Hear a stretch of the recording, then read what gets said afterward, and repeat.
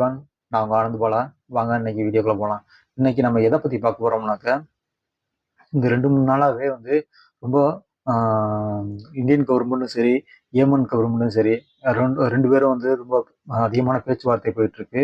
So இது எது ரீசனால எதனாலனாக்கா நிமிஷா பிரியாங்கிறவங்கனால தான். அதாவது நிமிஷா பிரியா வந்து ஆஹ், கேரளா மாநிலத்துல பாலக்காடுங்கிறதுல கொல்லங்குளம் என்ற ஊர்ல வந்து பிறக்குறாங்க. அங்கே பிறப்பு அவங்க அம்மா அப்பா பார்த்தீங்கன்னாக்க ஒரு சாதாரண கூலி வேலைக்கு போறவங்க தான்.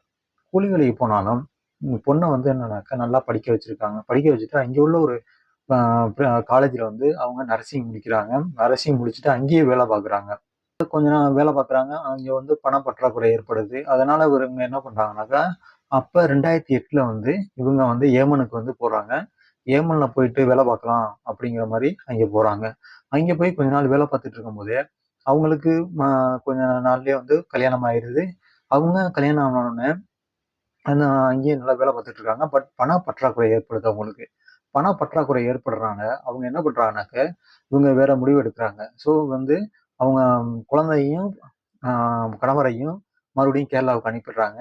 அனுப்பிட்டு அவங்கள அங்கே இருந்துக்கிட்டு என்ன பண்றாங்கனாக்க, அங்கே 2015ல அங்கே ஒரு ஹாஸ்பிட்டல் உருவாக்குவோம் அப்படின்னு சொல்லிட்டு அவங்க அதை ட்ரை பண்றாங்க. ஸோ அப்போ ட்ரை பண்ணும்போது ஏமன் கவர்மெண்ட் அங்கே உள்ள சட்டத்திட்டங்கள் என்ன இருக்குன்னாக்க, நீங்க வந்து அங்கே ஒரு தொழில் தொடங்கணும்னா அங்கே உள்ள ஒரு சிட்டிசன் அவங்களோட துணையோட தான் நீங்க வந்து அங்கே வந்து ஒரு பிசினஸ் வந்து ஓப்பன் பண்ண முடியும். அதாவது அங்கே வந்து ஒரு வணிகம் செய்ய முடியும். ஸோ அப்படிங்கும்போது அந்த அந்த கிளினிக் ஓப்பன் பண்றதுக்கு அங்கே உள்ள ஒரு நபர் வந்து தேவைப்படுறாங்க. அவங்க தான் வந்து என்னன்னாக்கா மகதீவ் என்கிறவங்க. மகதீவுக்கும் இவங்களும் வந்து ஒரு கான்ட்ராக்ட் போட்டுக்கிறாங்க. கான்ட்ராக்ட் பண்ணிட்டு அந்த கான்ட்ராக்ட் பிரகாரம் 2 பேரும் வந்து பார்த்தீங்கன்னாக்க ஒரு இது கிளினிக் ஓப்பன் பண்றாங்க. அந்த கிளினிக் வந்து ஒரு நல்ல விதமா தான் ஒரு 8 வருஷமா நல்ல விதமா போயிட்டு இருக்கு. ஸோ போயிட்டு இருக்கும்போது கொஞ்ச நாளைக்கு அப்புறம் என்னன்னா, மகதீவ் என்ன பண்றாருன்னா, இவங்கள வந்து நிஷா பிரியாவை வந்து ரொம்ப டார்ச்சர் பண்றாங்க. ரொம்பவும் வந்து பணம் பணம் கொடுக்கறது இல்ல. அவங்களுக்கு வர்ற பணத்தை வந்து இவரே வந்து எல்லாத்தையும் எடுத்துக்கிற அக்கௌண்ட்ல வந்து டிரான்ஸ்ஃபர் பண்ணிக்கிடுவாராம். இந்த மாதிரி நிறைய டார்ச்சர் பண்ணியிருக்காரு. ஸோ இந்த மாதிரி டார்ச்சர் பண்ணும்போது இவங்க என்ன பண்ணிருக்காங்கன்னா, ஒரு கட்டத்துல இவங்க இதை விட்டு நம்ம வெளியில வந்துருவோம், ஊருக்கு போயிடுவோம் அப்படின்னு யோசிக்கிறாங்க. யோசிக்கும் போதுதான் என்ன ஆகுதுன்னா, இங்க வந்து ஒரு ஒரு பிரச்சனை வருது. அதாவது ஏமன் கவர்மெண்ட்டுக்கும் அங்கே உள்ள ஹூதி கவர்மெண்ட்டுக்கும் வந்து பிரச்சனை வருது. பிரச்சனைனா போர் வெடிக்குது. ஸோ அவங்களுக்குள்ள உள்நாட்டு பிரச்சனை நடக்கும்போது இந்தியன் கவர்மெண்ட் என்ன பண்றாங்கனாக்க, இருக்கிற இந்தியன்ஸ் எல்லாரையுமே வந்து அங்கேருந்து கூட்டிட்டு வர்றாங்க. அதாவது போர்க்கப்பல் வந்து கூட்டிட்டு வர்றாங்க. விமானத்துல இருந்து, அதாவது கப்பல்ல இருந்து எல்லாரையும் வந்து அங்கேருந்து எவாக்குவேட் பண்ணி கூட்டிட்டு வந்துடுறாங்க. கூட்டிட்டு வந்ததுக்கு அப்புறமும் ஆனா அதுல அங்கேயும் வந்து ஒரு சிலவங்க அங்கேயே தங்கிடுறாங்க. அங்க வர முடியாதனால. ஸோ அதுல தங்கினவங்க தான் இந்த நிசா பிரியாங்கிறவங்க. அவங்களும் என்ன பண்றாங்கனாக்கா அங்கேயே தங்கி இருக்காங்க. என்ன பண்றாங்கனாக்கா அங்கேருந்து வெளியில வர்றதுக்கு எவ்வளோ ட்ரை பண்றாங்க. ஆனா முடியல. பட் இவங்க அடுத்து என்ன பண்றாங்கனாக்க, அவங்க ஒரு முடிவு எடுக்கிறாங்க. இவரை வந்து ஏதாவது பண்ணிட்டு நம்ம வெளியாகிடலாம். அதாவது இவரை வந்து மயக்கம் போட வச்சுட்டு நம்ம வந்து பாஸ்போர்ட் எடுத்துட்டு வெளியே போயிடலாம் அப்படிங்கிற மாதிரி யோசிக்கிறாங்க.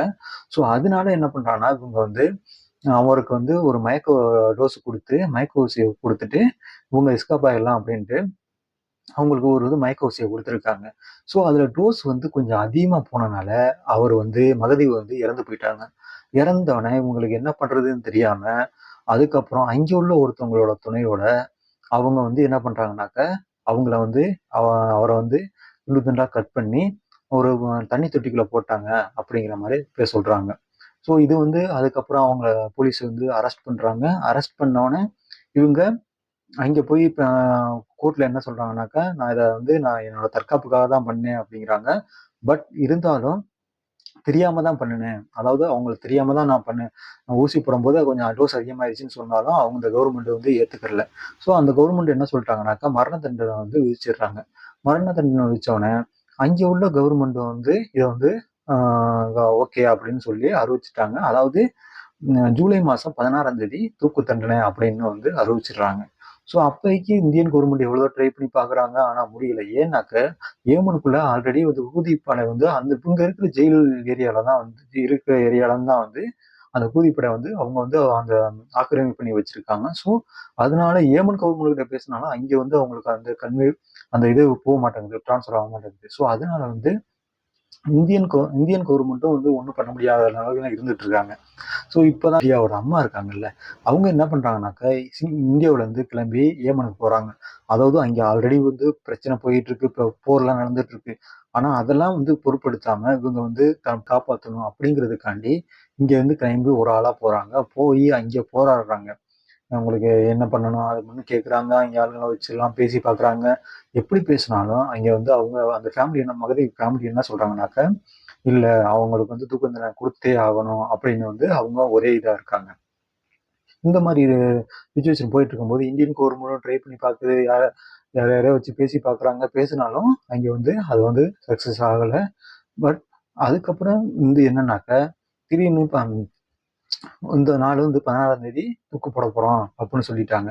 தூக்கு போடுறதுக்கு நாள் வந்து என்னன்னாக்கா, இவங்க வந்து இங்க இந்தியன் கவர்மெண்டோட கோர்ட்ல என்ன சொல்றாங்கன்னாக்கா, கோர்ட் கேக்குது, உச்சநீதிமன்றம் கேக்குறாங்க. ஆனா மத்திய கவர்மெண்ட் சொல்றாங்க, நாங்க எவ்வளவுதான் ட்ரை பண்ணி பார்த்துட்டோம். ஆனா ஒண்ணும் வந்து பண்ண முடியல அப்படிங்கிற மாதிரி அவங்க சொல்றாங்க. ஆனா இதுல வந்து ஒரு மிகப்பெரிய ஒரு ட்விஸ்ட் என்னன்னாக்க, அந்த நடக்க போறதுக்கு நாளே வந்து அவங்களுக்கு வந்து அந்த தூக்கு தண்டனை வந்து ரத்து பண்ணியிருக்காங்க. ஸோ எதனால ரத்து பண்ணுனாங்க அப்படின்னு பார்த்தாக்க, இது வந்து ஒரு ஆஹ் அபுபக்கர் அப்படிங்கிறவங்க வந்து, அதாவது கேரளாவை சேர்ந்தவங்க. அவங்க ஒரு மத போதகர். மத போதகர்னாக்க முஸ்லீம்ல மிகப்பெரிய மத போதகரா இருக்காங்க. அதாவது ஆஹ் இந்தியாவிலேயே அவங்க ஒரு 7வது இடத்துல இருக்காங்க அப்படிங்கிற மாதிரி சொல்றாங்க அந்த ஒரு லிஸ்ட்ல. ஸோ அந்த மாதிரி உள்ளவங்க வந்து அவங்க டைரக்டா அவங்க ஃபேமிலிக்கு ஃபோன் பண்ணி பேசியிருக்காங்க. அங்க உள்ள ஒரு அமைப்புகள்ட்டயும் பேசி, அவங்க மூலியமா பேசி இந்த ஒரு வந்து நிறுத்தி வச்சிருக்காங்க. அதாவது அவங்க என்ன சொல்றாங்கன்னா, இது டெம்பரவரியா தான் நிறுத்தி வச்சிருக்கோம் அப்படின்னு சொல்றாங்க. பட் அபூபக்கர் என்ன சொல்றாங்கன்னாக்க, இல்ல நான் வந்து பேசியிருக்கேன். அங்க உள்ள அவங்க ஃபேமிலில ஒரு சிலவங்க வந்து சொந்தக்காரங்கலாம் வந்து ஒத்துக்கிட்டாங்க. அதுல இன்னும் ஒரு சிலவங்க ஒத்துக்காம இருக்காங்க. ஸோ அவங்களையும் நம்ம கன்வின்ஸ் பண்ணா, கண்டிப்பா வந்து நிஷா பிரியா வந்து ஊருக்கு அழைச்சிட்டு வந்துரலாம் அப்படின்னு வந்து அபூபக்கர் வந்து சொல்லியிருக்காங்க. ஏன் இந்த இந்தியன் கவர்மெண்ட்னாலேயே முடியாதத, எப்படி வந்து இந்த ஒரு அபூபக்கர் வந்து இவங்க இத வந்து சால்வ் பண்ணாங்க அப்படிங்கிற மாரி எல்லாரும் பேசிட்டு இருக்காங்க. ஆனா அவர் வந்து என்ன சொல்றாருனாக்க, இது மதத்தை தாண்டி, அதாவது இந்துவா இருந்தாலும் சரி, முஸ்லீமா இருந்தாலும் சரி, கிறிஸ்டினா இருந்தாலும் சரி, எல்லா மதமும் ஒண்ணுதான். அதாவது நான் எந்த மதமா இருந்தாலும் கண்டிப்பா ஒரு உயிர் போகுதுன்னா அந்த உயிரை வந்து காப்பாத்துறதுக்கு நான் கண்டிப்பா குரல் கொடுப்பேன் அப்படின்னு அபூபக்கர் வந்து இந்த இதெல்லாம் வந்து ஒரு பேட்டியில சொல்லியிருக்காங்க. ஸோ இதுல இருந்து என்னன்னாக்கா, அவங்களுக்கு மறுபடியும் மரண தண்டனை கிடைக்குமா, இல்ல எப்படி என்ன என்ன மாதிரி கண்டிஷன்ல இருக்கு, அது மாதிரியும் நம்ம வந்து என்ன பொறுத்து தான் பார்க்கணும். இது வந்து இன்னும் பேச்சுவார்த்தை வந்து அவர் என்ன சொல்றாருன்னா, அபூபக்கர் என்ன சொல்றாருனாக்கா, இன்னும் வந்து நான் பேச்சுவார்த்தை தான் போய்கிட்டு இருக்கு. அது வந்து ஓரளவு நல்லபடியா, அதாவது ஃப்ளட் மணிங்கிறது என்னன்னாக்க, ஒரு வந்து ஒருத்தவங்க ஒரு அரபிக் கண்ட்ரில பார்த்தீங்கன்னாக்கா, அங்க வந்து ஒருத்தவங்க ஏதோ ஒரு ஒரு இன்சிடென்ட்டோ ஏதோ ஒண்ணு நடந்துருது. ஸோ அந்த இது நடக்கும்போது அவங்களுக்கு ஒரு ஃப்ளட் மணி குடுத்தாக்க, அவங்க அந்த ஃபேமிலி ஏத்துக்கிட்டாங்கன்னா மட்டும் தான், அது வந்து அந்த தண்டனை வந்து குறைக்கப்படும். இல்ல வந்து தண்டனை இல்லாமயும் பண்ணுவாங்களாம். இல்லன்னா தண்டனை வந்து குடுப்பாங்களாம். ஸோ குறைச்சு தூக்கு தண்டனை இல்லாம ஆண்டுகள் 10 வருஷம் இருக்கணும், அந்த மாரி இருக்கணுங்கிற மாரியும் குடுப்பாங்க அப்படின்னு வந்து அதுல சொல்றாங்க. ஸோ இந்த மாரி ஒரு ரீசன் போயிட்டு இருக்கும்போது, அந்த பிளக் மணிய பத்தியும் நான் இப்ப வந்து ஒரு 11,00,00,000 குடுக்குறோம் அப்படிங்கிற மாரியும் வந்து இங்க உள்ளவங்க வந்து சொல்லியிருக்காங்க. ஸோ அதுக்கு அதாவது இவங்க வந்து பிளட் மணி வந்து ஒரு 8,00,00,000 குடுக்குறோம் அப்படின்னு சொல்லியிருக்காங்களாம். அதாவது இந்தியன் கவர்மெண்ட் மூலியமா அத குடுத்து, இத வந்து சால்வ் பண்ணலாம் அப்படிங்கிற மாரியும் அபூபக்கர் சொல்லியிருக்காங்க. அவங்கள்ட்டயும் வந்து டைரக்டா இதுவரையும் ஃபோன் பண்ணி பேசிக்கிட்டு இருக்காங்களாம். பட் என்ன மாரி நடக்குங்கிறத பார்க்க. அப்படியா வந்து ஏமன்ல வந்து தூக்கு தண்டனை குடுத்துருக்காங்க. இன்னும் வந்து குடுக்க போறாங்க. அதாவது தூக்கு அதாவது நிஷா பிரியா வந்து தூக்கு குடுக்குறதுக்காக தூக்கு மேடையில வந்து வெயிட் பண்ணிட்டு இருக்காங்க. ஸோ இவங்க நிஷா பிரியா வந்து அவங்களுக்கு தூக்கு தண்டனை குடுத்துருக்காங்க. ஸோ இதுல வந்து என்னன்னா, இது மாரி நெறைய கண்ட்ரில பார்த்தீங்கன்னாக்க, இந்தியன்ஸ் வந்து ஒரு 40 இது மாரி வந்து ஒரு 47 பேருக்கு வந்து தூக்கு தண்டனை வந்து 2020லேருந்து 2024 வரையும் குடுத்துருக்காங்க. ஸோ என்னென்ன கண்ட்ரில குடுத்துருக்காங்கனாக்கா, Malaysia, Kuwait, Saudi Arabia, Zimbabwe, அதாவது இந்த மாரி வந்து ஒரு சில கத்தார் இந்த மாரி கண்ட்ரில எல்லாம் வந்து குடுத்துருக்காங்க. ஸோ இதுல குடுத்ததுல பார்த்தீங்கன்னாக்க, அதிகமா குடுத்தது வந்து பார்த்தீங்கன்னாக்க எங்கேனாக்க, குவைத்துல தான் 25 பேருக்கு வந்து மரண தண்டனை குடுத்துருக்காங்க. ஸோ இது நிறைவேற்றியும் இருக்காங்க. இந்த 2020லேருந்து 2024 வரையும். ஸோ இப்ப வரையும் பார்த்தீங்கன்னாக்க 2025 இப்போ வரையும், இப்பவும் வந்து நான் 49 பேருக்கு மேல அந்த தூக்கு தண்டனை வந்து எதிர்நோக்கி இருக்கிறாங்க அப்படின்னு சொல்லப்படுது. ஸோ அப்படியெல்லாம் இருக்கும்போது ஏன் நிஷா பிரியாவுக்கு மட்டும் இவ்வளவு முன்னுரிமை கொடுக்குறாங்கன்னாக்க, இவங்க வந்து ஆஹ், தெரியாம செஞ்சது, அதாவது ஒரு தற்காப்புக்காக செஞ்சது அப்படின்னு சொல்றாங்க.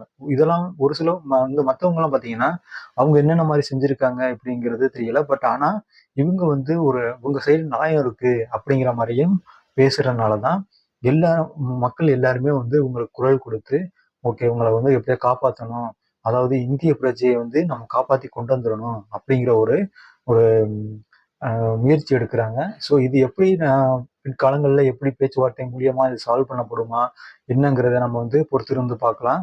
ஸோ அடுத்து வந்து இவங்களுக்கு வந்து இந்த வந்து குறை கொடுக்கறதுக்கான வாய்ப்புகளும் இருக்கு. இல்லைன்னா வந்து அவங்களோட பிளட் பண்ணி கொடுத்த நாளாக ஏத்துக்கிட்டாங்கன்னாக்க அவங்கள வந்து வீட்டுக்கு அனுப்புறதுக்கு இந்தியா வர்றதுக்கு வாய்ப்புகள் இருக்கு. ஸோ இது மாதிரி ஒரு வந்து வாய்ப்புகள் இருக்கிறதுனால எது வேணாலும் நடக்கலாம். அதாவது ஒரு எக்ஸாம்பிள் சொல்றேன்.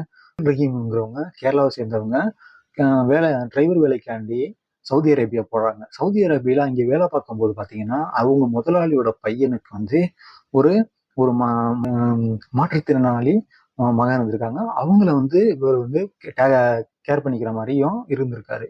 ஸோ இருக்கும்போது இவர் வந்து ஹாஸ்பிட்டலுக்கு வந்து அந்த பையனை கூட்டிட்டு போயிருக்காரு. அந்த பையனை கூட்டிட்டு போகும்போது பாத்தீங்கன்னாக்க அவன் வந்து குழாய் மூலியமா அவர் சுவாச குழாய் மூலயமா தான் அந்த பையனுக்கு வந்து சுவாசம் வந்து கொடுத்துருந்துருக்காங்க. ஸோ போகும்போது தெரியாதனமா அந்த டியூப் வந்து விலகி இருக்கு. அதனால அந்த குழந்தை வந்து இறந்து போயிடுச்சு.